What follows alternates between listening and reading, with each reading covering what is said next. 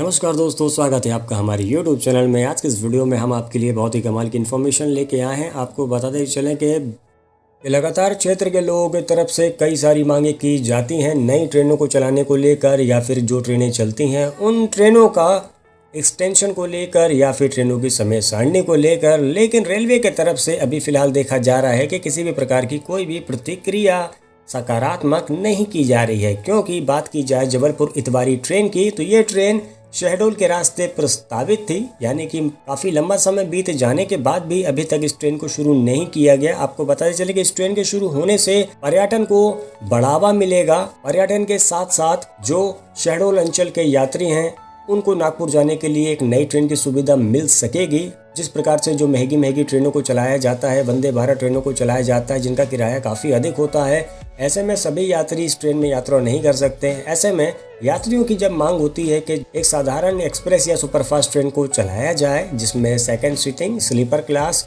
जैसे कोचों को जोड़ा जाए, अगर ऐसी ट्रेनें चलती हैं तो उस ट्रेन का 101% बहुत ही अच्छा रिस्पांस आता है। आपको बताते चले कि माननीय शहडोल सांसद हिमाद्री सिंह जी के तरफ से निवेदन किया गया था कि क्षेत्र के लोगों को एक नागपुर जाने की ट्रेन की सुविधा दी जा सके। हालांकि मांग की जा रही थी कि शहडोल से नागपुर के बीच में ट्रेन चलाया जाए, लेकिन शहडोल में पिट लाइन और ट्रेनों का रख रखाव न होने की वजह, इस समस्या की वजह से शहडोल की बजाय जबलपुर रेलवे स्टेशन को चुना गया और जबलपुर से इतवारी के बीच में वाया शहडोल के रास्ते एक नई ट्रेन को प्रस्तावित किया गया। लेकिन रेल मंत्री के आदेश देने के बाद भी इस ट्रेन को आज तक शुरू नहीं किया गया। आपको बताते चले कि शहडोल अंचल के यात्री बहुत ही अच्छी तरीके से जानते हैं कि ये ट्रेन बहुत ही ज़्यादा महत्वपूर्ण है। अगर जबलपुर इतवारी ट्रेन को शुरू किया जाता है शहडोल के रास्ते, तो ये ट्रेन सोने पे सुहागा वाली बात होगी, यानी कि ट्रेन का रिस्पांस बहुत ही अच्छा आएगा। जब इस ट्रेन की बात हुई तो जो महाकौशल क्षेत्र के लोग वो भी पीछे नहीं हटे। उनके द्वारा भी बोल दिया गया कि जब जबलपुर इतवारी ट्रेन को अगर शुरू किया जाता है तो इस ट्रेन को 4 दिन शहडोल के रास्ते चलाया जाए और हफ्तों के 3 दिन नैनपुर गोंदिया के रास्ते भी अगर चलाया जाएगा तो हमको भी काफ़ी राहत होगी। तो आपको बताते चले कि महाकौशल क्षेत्र के लोगों की तरफ से भी सुझाव दिया गया कि अगर जबलपुर इतवारी ट्रेन को हफ्तों के 3 दिन नैनपुर गोंदिया के रास्ते निकाल दिया जाएगा तो महाकौशल अंचल के यात्रियों को भी एक नई ट्रेन की सुविधा होगी। आपको बताते चलें कि पहले जब Jabalpur Gondia narrow gauge route हुआ करता था तो ऐसे में सतपुड़ा एक्सप्रेस नाम की एक ट्रेन चला करती थी।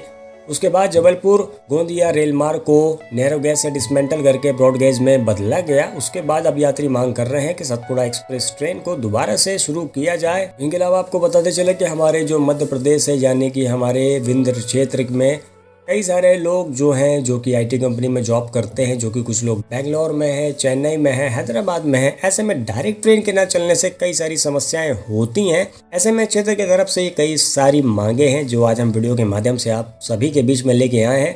तो सबसे पहले जो हमारे विंध्य क्षेत्र की मांग थी वो था कि रीवा से मैसूर के बीच में एक नई ट्रेन को चलाया जाए, और जो महाकौशल अंचल यानी कि जबलपुर गोंदिया सेक्शन बना है तो इस ट्रेन को इसी शॉर्टकट रूट से निकाला जाए। तो ऐसे में मध्य प्रदेश के साथ साथ जो महाकौशल अंचल के यात्री हैं इनको भी काफ़ी राहत होगी। इनके अलावा रीवा से पुणे के बीच में, हालांकि ये घोषणा हुआ है कि रीवा से पुणे के बीच में एक नई ट्रेन को शुरू किया जाएगा, लेकिन काफ़ी लंबा इंतजार हो चुका है इस ट्रेन के शुरू होने का, लेकिन अभी तक ये ट्रेन शुरू नहीं हुई है।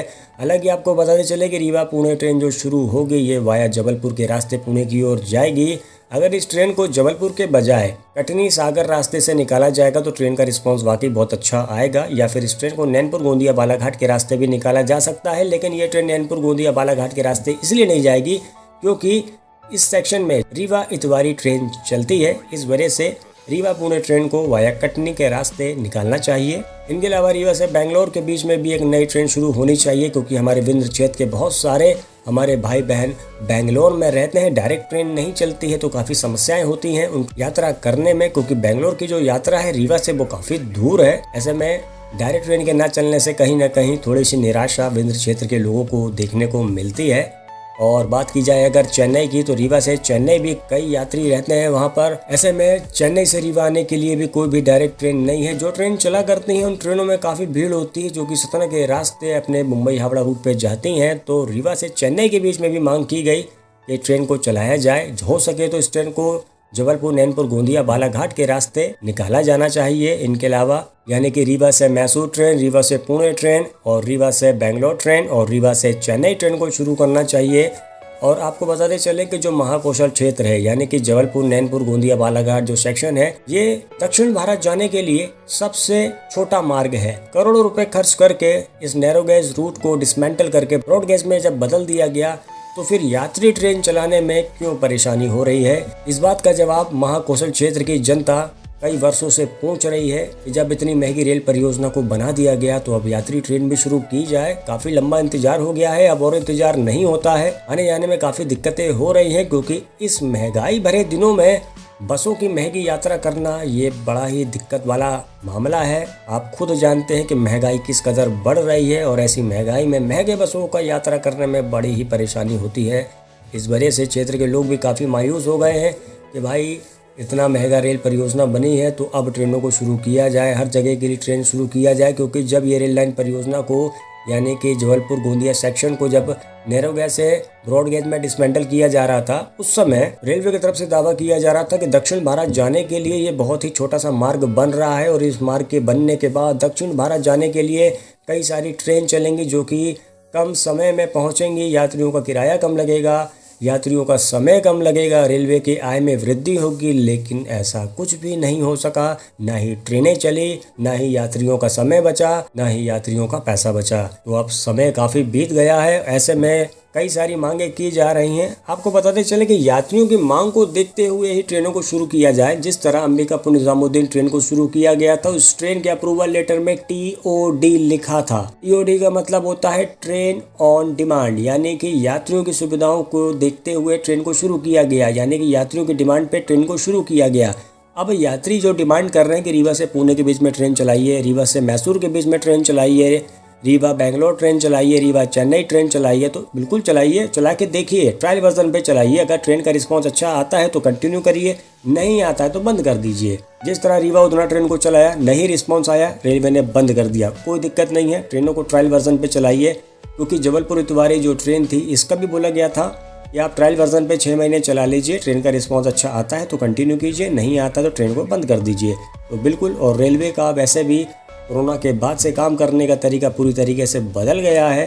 अब ट्रेनें डायरेक्ट शुरू नहीं होती हैं, 5 फेरे 10 फेरों के लिए ट्रेनों को शुरू किया जाता है। तो ऐसे ही 5 फेरे 10 फेरों के लिए ट्रेनों को शुरू करके उनका रिस्पांस देखा जा सकता है। इन सभी विषयों पर आपकी क्या राय रहेगी कमेंट सेक्शन पे जरूर बताइएगा। हमारी जो अगली वीडियो आ रही है उस वीडियो में हम आपको बताएंगे कि कुछ ऐसी रेल लाइन परियोजना जो बहुत ही ज़्यादा महत्वपूर्ण है लेकिन उन पर अभी तक किसी भी प्रकार का कोई भी ध्यान नहीं दिया गया, और इनके अलावा जो रेल लाइन परियोजना अभी तक बन रही है उनकी काम की गति बिल्कुल कछुआ चाल है। इनके अलावा उस वीडियो में हम आपको मंडला डिंडोरी नई रेल लाइन परियोजना की भी जानकारी देने वाले हैं, तो वो वीडियो जल्द ही आप सभी के बीच में हम लेके आएंगे। बस आज के वीडियो में इतना ही। बहुत बहुत शुक्रिया वीडियो देखने के लिए। वीडियो अगर पसंद आए तो वीडियो को लाइक कीजिएगा, चैनल को सब्सक्राइब कीजिएगा और कमेंट करके बताइएगा वीडियो आपको कैसी लगी और क्या है आपका सुझाव। मिलते अगली वीडियो में, बाय बाय।